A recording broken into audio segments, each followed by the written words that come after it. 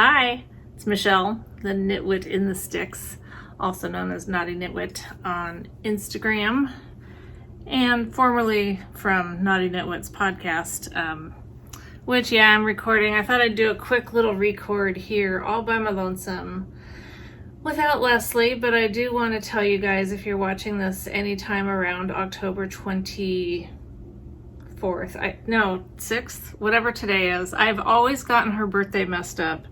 But today, Thursday, is Leslie's birthday, the 26th. I don't know why, but in my mind, her birthday has always been October 24th. But if you're watching this anytime around October 26th, tell Leslie happy birthday. So I just thought I'd do a quick recording. It's very likely that I'm going to get interrupted because my husband's home and he'll just come walking in like he lives here or something. Currently, he's outside, which is good. So I might try to hurry, but then I'll get completely derailed because I don't hurry.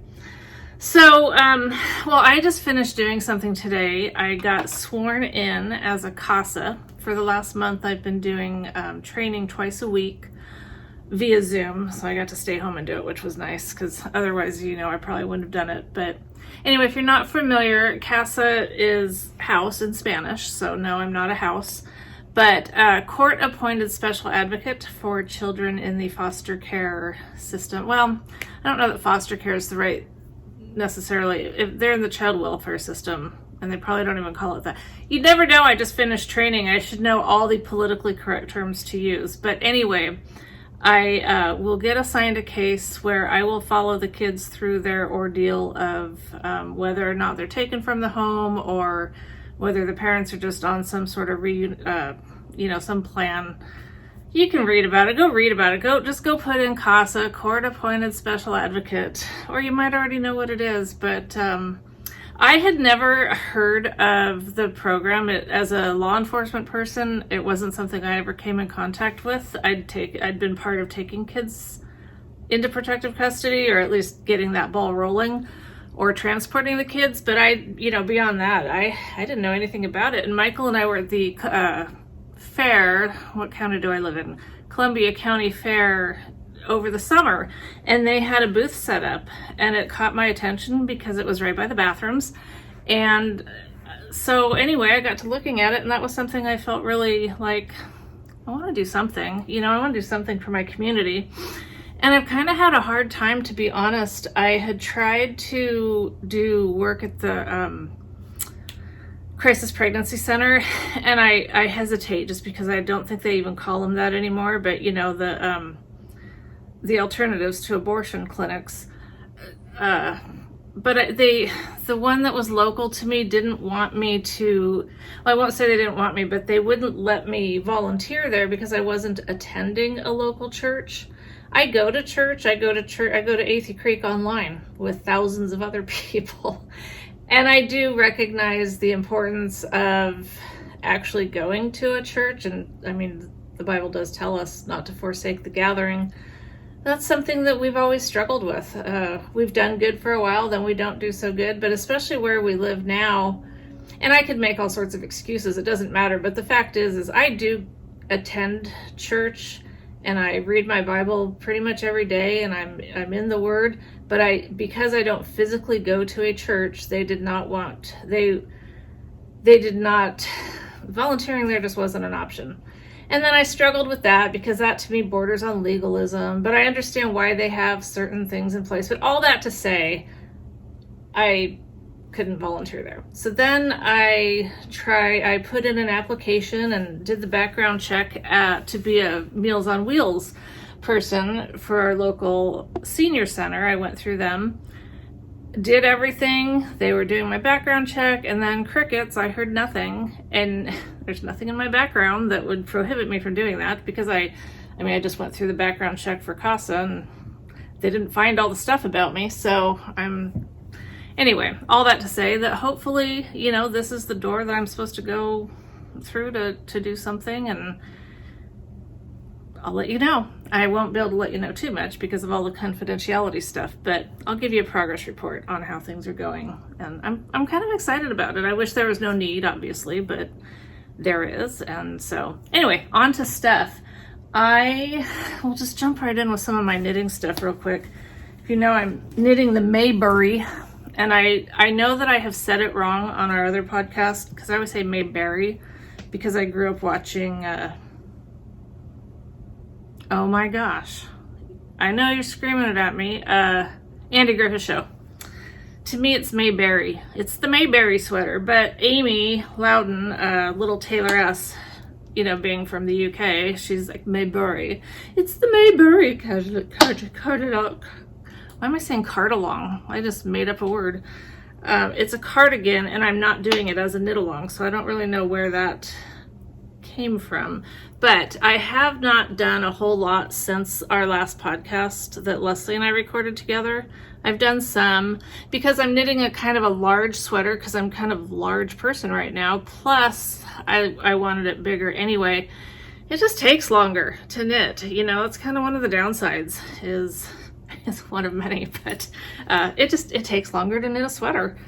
But it's a fisherman's rib. It's got the integrated band. I'm trying not to say so much because it's such a, my brain just works a little bit slower sometimes than I want to be able to go. Things just I don't fire as rapidly as I want to pretend that I used to. I will tell you, when I was doing this training for the CASA thing, we had to, you know, it was like a month of 2 days a week, 3-hour training blocks, and then we had to do this mock court report based on this case, this pretend case that was probably very realistic. But I struggled on this court report so much. It really surprised me how much I struggled with it, because I used to write police reports, but you know, police reports are very like concise and to the point, and you know, just the facts, ma'am.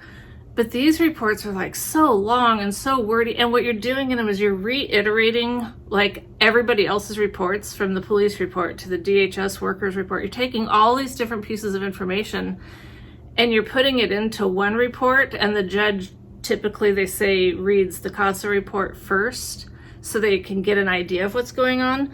But in my brain, when I was doing it, I was like, this is repetitive. This was covered in that report. This part's repetitive because it was in that report. Why am I having to repeat everything that everyone else has already said?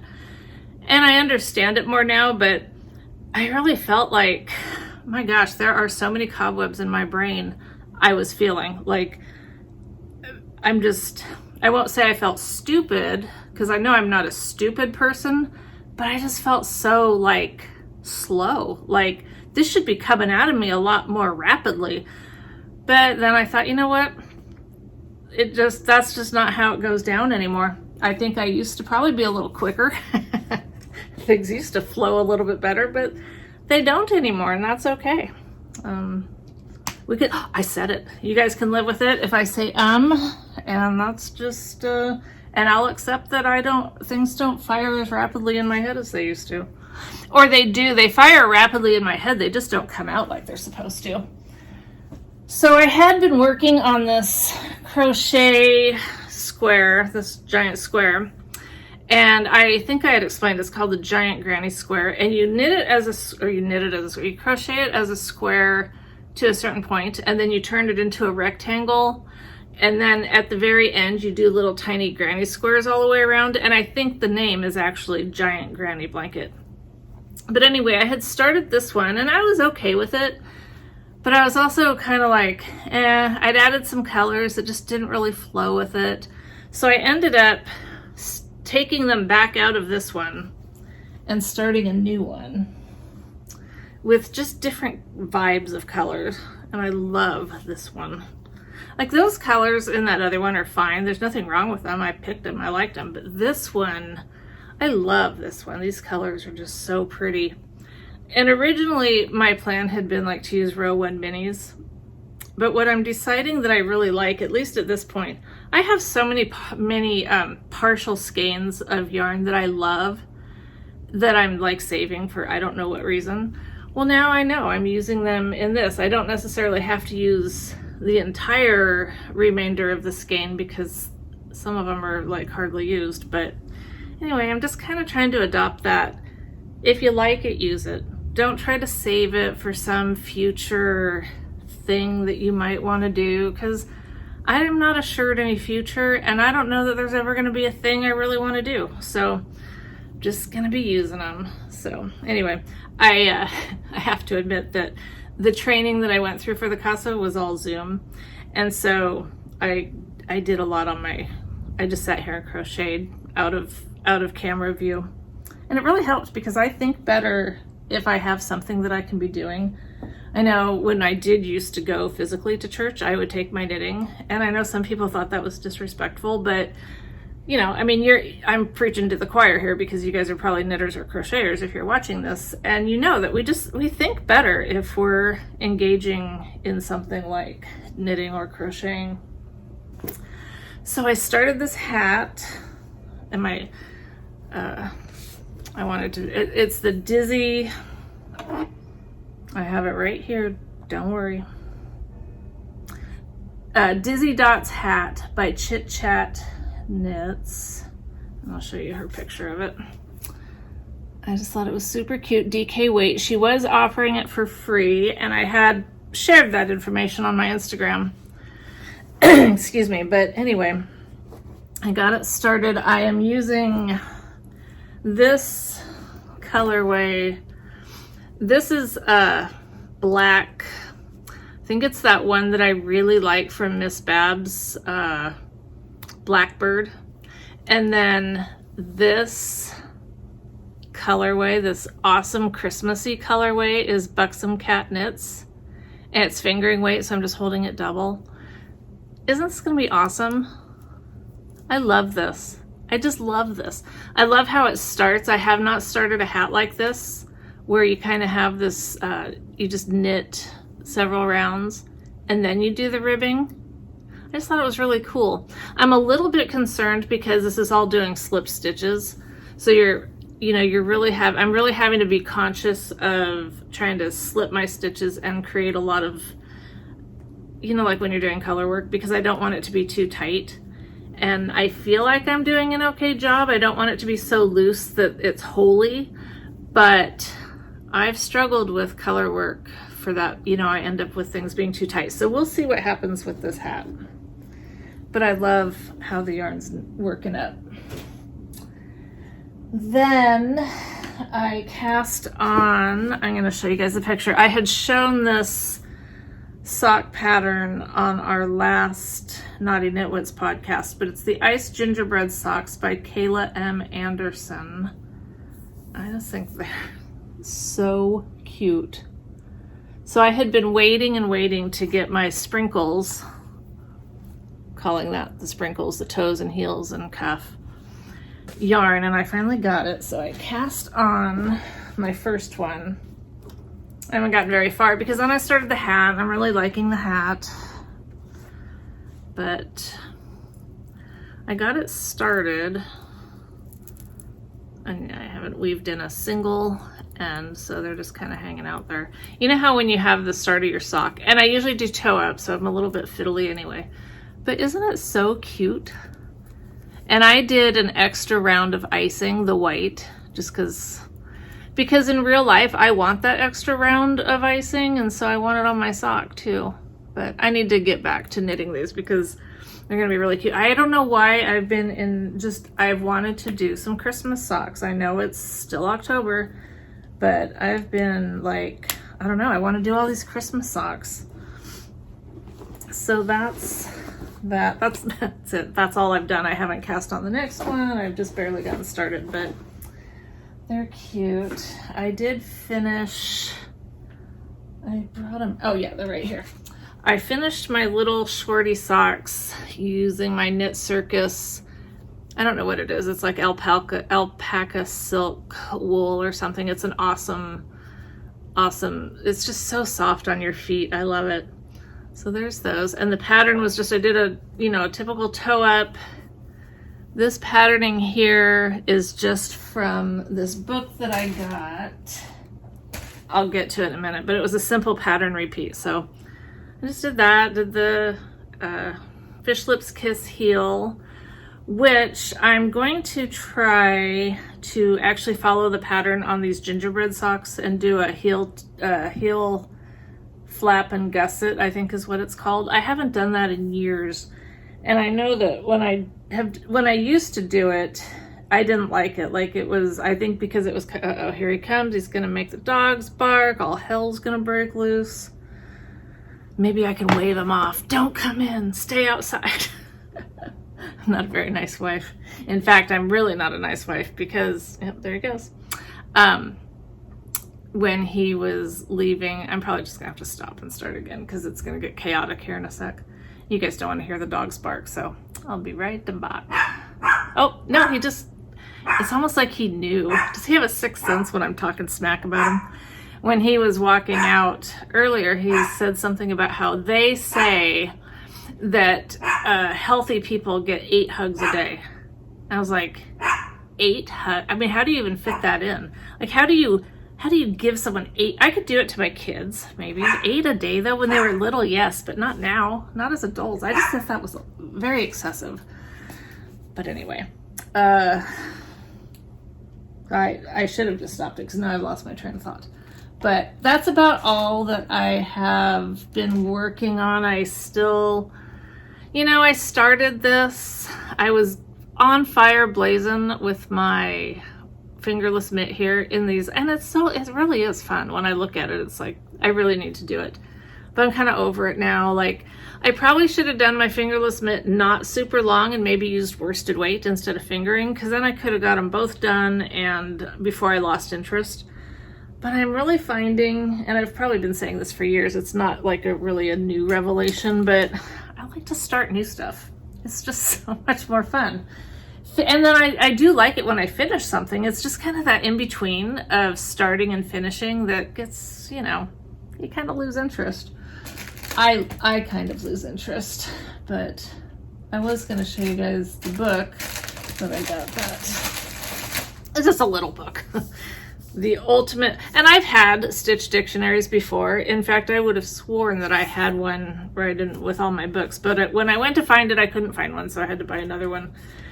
And I used it for these, and it's probably the only time I'll actually use it, but I have it now. Should I need to know any possible stitch? I was actually, to be honest, I was going to use it to make my own sock pattern for my Christmas. I got these awesome minis from Victoria's House Fibers. I was going to make my own, scrappy kind of sock with the different stitch patterns.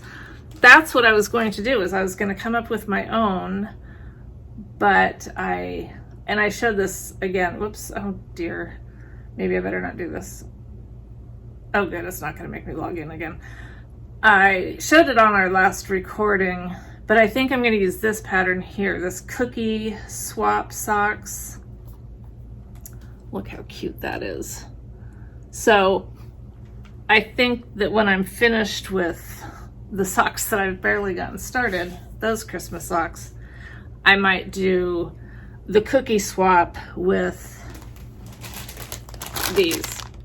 But then I also got from Buxom Cat Knits, which I love her. I got this, is called Holiday in Seattle, and I'm not in Seattle, but I'm close. I mean, excuse me, close. Here, I'll hold this up while I take a drink. I'm closer to Seattle than a lot of you. But anyway, I just loved these colors. They're fun. They're just fun colors. So another maybe Christmassy kind of sock, although these do have a Christmassy kind of look to them. They don't necessarily have to be Christmas. Because I'm just, like I said, I'm just kind of on a Christmas sock kick, and I don't have that much. I realize Christmas is a ways away, but at the rate that I go, I'm not sure that I can, pump out 4 or 5 pairs of Christmas socks before Christmas.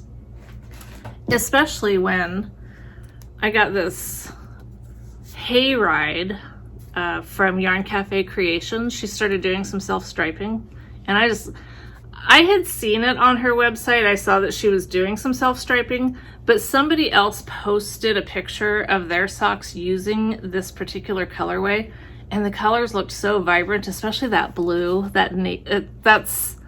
It might be showing up as black, but it's a gorgeous navy blue, and I love.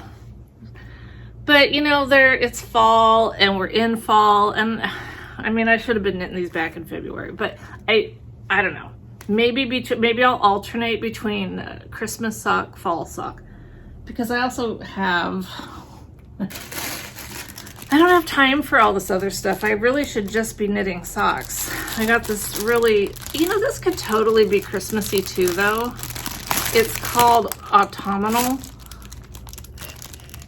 and it's definitely autumn looking, from Lollipop Yarn, another self-striping. But I think it could kind of fit it'll be a good transitionary from fall to the Christmas season. So I just have to, I need to make a flow chart of when to knit all these different socks for their different seasons. Oh, and if you're wondering from our podcast, our Naughty Knitwits podcast, I kind of was luring you over here saying that I haven't done that. I will. I've just been kind of busy with the CASA stuff, and seems like there's been some other stuff, but I really couldn't tell you what. So I will contact you on YouTube, and I will do that in the next day or two. So sorry about that. I got another yarn, another Knit Circus Into the Unknown, and it is a KWIT cashmere merino nylon. And I was really excited because I thought about using this to do that Dizzy Dots hat. But the one thing I don't like about gradient yarns is I liked it with these because I bought little mini cakes of it. But if you've got a whole skein that's a gradient, you have to do something with the whole thing, or not all of the colors are going to show up. And I want all my colors to show up. So I realized I could not use this for that hat. So I've been kind of looking at maybe a cowl. It would be a huge hat to use an entire thing of DK on a hat. So I think a hat is out. It's not enough for a whole shawl. I don't really wear shawls. So I think it's getting down to, it's going to have to be a cowl. So if you know of a good, I like the bandana style, and I have a couple actually in my library in my favorites. Now I should show you, he's going by, I don't know if you'll be able to see, he's heading out to chop some wood. So anyway, update on what the husband's doing. New part of the podcast. I have been working on a little bit my washcloth idea. So I got that cotton from Knit Picks, and actually just sent it all to Renata because I really like this blue sky alpacas, and it's a cotton. It's a worsted weight cotton. See, I think I talked about it, but so I'm trying that now to do a big washcloth. I don't know. I had mentioned on our last one that I was gonna do crocheted washcloths to send with some soap, and that was like a great idea, but I don't know that there's gonna be any follow through with it, to be honest. If we're being honest here, I'm not sure that's gonna happen, but I had a nice idea about it. That's it for the knitting stuff. So I had talked about, I kind of hinted that there was an old hobby that was kind of making its way back into my life. And yeah, this is all thanks really to my friend Lori. You've heard me talk about Lori before. She and I met at church years ago, and we used to stamp together. We used to make cards. I was a Stampin' Up! Demonstrator for several years. Used to host things in my house every month. We had a great group of gals that would get together, and it was really fun. It was like a big part of my kids' life, because when I mentioned that I'd kind of gotten back into it, they were like, oh yeah, we remember that. So Lori started making cards again, and she was smart. She hung on to her stuff, whereas I got rid of everything. So now I'm having to get everything again. Trying to not do the, like when I stamped before, I had a ton of Stampin' stuff, as you can imagine, because I kind of jumped in with both feet. I stopped stamping because I started knitting, and it was like I really have to focus on one, because I tend to jump in with both feet and get way too much stuff and go overboard. If you know me, you're thinking, no, not you, Michelle. So with the Stampin' this time around, I'm really trying to not go completely crazy and buy too much all at once. And you know, another thing, like what's happened with my yarn, and this was the case with my stamping stuff, was when you get too much, I don't know what to do with it anymore. It's like I feel overwhelmed. So I only have a few stamp sets. One thing I got that I thought I never had any desire for, is called a Big Shot, and I'd bring it over, but it's a Big Shot. It's over there. You can watch, if you don't know what it is, you can watch a video about it, because I had to watch a few videos because I didn't even know what to do with it. But it's just cool. So like, I have a couple cards. I'm going to put some pictures in of a couple cards that I've sent already. And then I've made a couple. So like, here's one that I made. And so the Big Shot thing, if you can see on this blue, how there's this embossed thing in the background. We used to have to like stamp or, you know, do stuff. Now you just run this cardstock through this thing and it's like magic. You get all these, and this little fence I did with a die. They call it a die cut thing. And I'm easily impressed, because I thought, actually, when Lori told me that she got one, and I was like, I don't want one of those. I don't like those. There's nothing about those I even like. And then after being at her house, I was ordering one. So, and here's another one I did. You can see it's a happy birthday one. And you know, you always got to put little sparkly things. And just like in knitting, you know, I love the sparkle yarn. I love glitter in card making, so glitter goes on everything. But I'm revisiting, this is a needle holder, and I'm repurposing it, and it has my different die. There went one. Different die, there's the fence, and I don't know, there's little tags and stuff. Just stuff, it's just fun to do. And then so I haven't worked a ton with the dies, to be honest, although this one's going to be really fun, because look, can you tell? There's like a lamp post and some other stuff. It's going to be so cool. But I haven't done a lot with the dies yet. What I've really fallen in love with, repurposing another knitting tool. When two worlds collide and you can like use your stuff back and forth. Like I haven't yet. Oh, well, I guess there's a little piece here. You see that silver? I could totally use some yarn on my cards. I mean, that's a challenge. I'm going to use some yarn on a card. But what I've really gotten into with the Big Shot, the thing that I love, are these embossing folders. They're so cool. So I have a few. Like one of my favorite ones is this. Oh.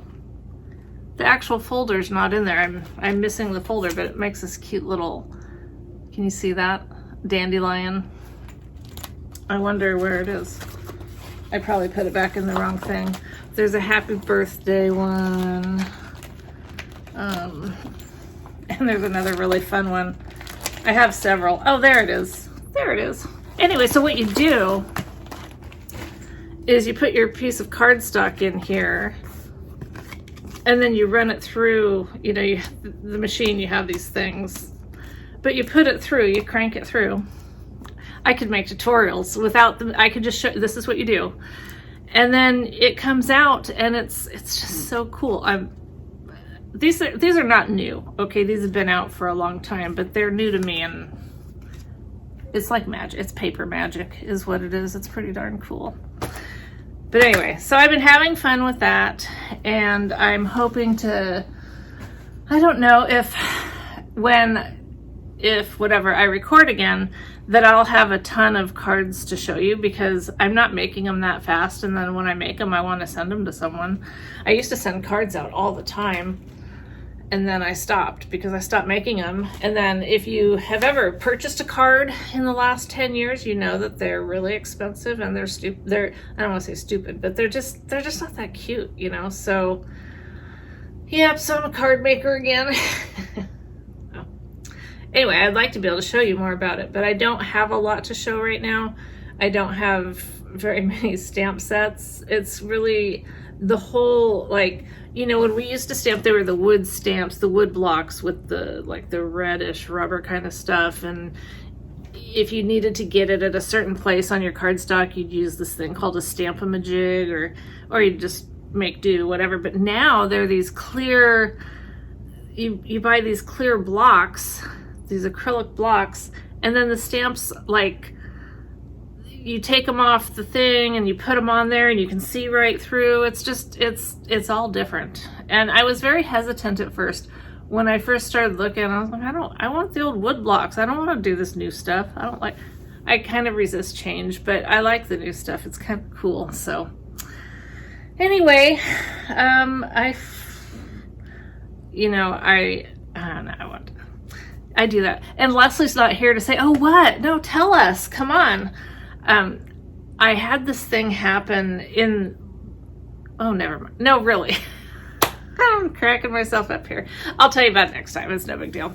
So anyway, short and sweet. That might be just what my podcast is if I do this again. I'm not sure. Once I watch it, if I take a look at it and it's like, no, this was stupid, then I probably won't do this. But it was worth a try because I do like talking to you guys, and I feel like I'll, I just like to share some of the stuff, the knitting stuff, and now the card making stuff, and whatever else.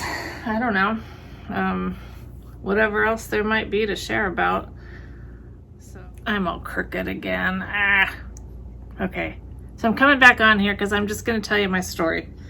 And somehow I'll try to fit it together. So it's because I started to tell you guys and I was like, no, I'm not going to tell you, but I'm just going to tell you because it is not a big deal. I've totally blown it out of proportion now.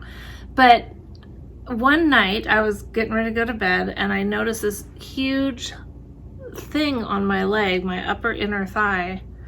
And it was like this massive, massive spider bite. And I mean, it was like the size of a golf ball. And it was all like, it had like a black center, and it was very alarming. But I waited a week or so, and so I don't remember if I waited 1 or 2 weeks, but I waited a long time. And then I sent pictures to the doctor, and they said, oh, go to urgent care like right now. And I didn't want to go to urgent care right now, so I tried to just get a doctor's appointment.